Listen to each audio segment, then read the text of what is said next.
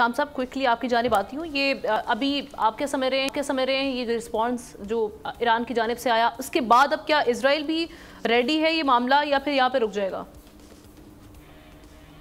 دیکھیں انہوں نے جو دعویٰ کیا ہے انہوں نے تو کہا ہے، آپ نے دیکھا ایران نے کہ جی ہم نے تو بس جو بات کرنی تھی کر دی، ہماری طرف سے اب کچھ نہیں، یعنی ان سو مینی ورڈز کے بدلہ لے لیا ہے، لیکن وہ کہتے ہیں کہ جی جنگ جاری رہے گی نیتن یاہو صاحب۔ اب سوال اس وقت یہ ہے کہ جی کیا وہ ٹائم اپنا چوز کر کے پھر ان کے خلاف کریں گے تو کیا کریں گے؟ ایک اس میں اچھی بات یہ ہے کہ جس طرح اسرائیل اور امریکہ کا اختلاف آمنا اس حوالے سے ہوا ہے نا، انہوں نے بڑا واضح طور پہ کہہ دیا ہے کہ جی ہم آپ ایران پہ حملہ کرنے جا رہے ہیں، آپ کے ساتھ نہیں کھڑے ہوں گے۔ اس پہ ان کو بڑی تکلیف ہے، نیتن یاہو چاہتے تھے کہ مل کے یہ کام کیا جائے، تو شاید اس وجہ سے رک جائے۔ دوسرا ہے کہ پوری آپ دیکھ لیں یورپین یونین بھی یہی کہہ رہی ہے، امریکہ بھی، سارے ممالک کے بھی ٹھیک ہے، آپ نے زیادتی کی تھی نا، جارحیت آپ نے کی تھی، 1 اپریل کو دمشق کے کونسل خانے میں جا کے آپ نے ان کے 7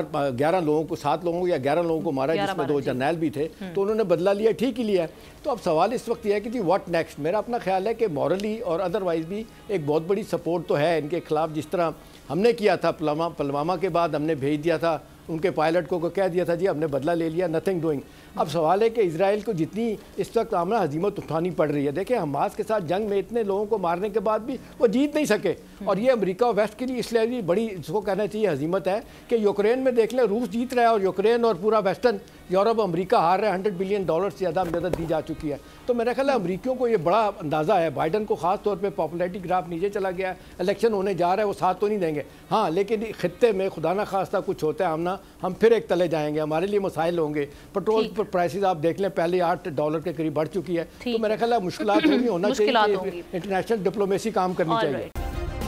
سبسکرائب کریں اور بیل دبائیں تاکہ کوئی خبر رہ نہ جائے۔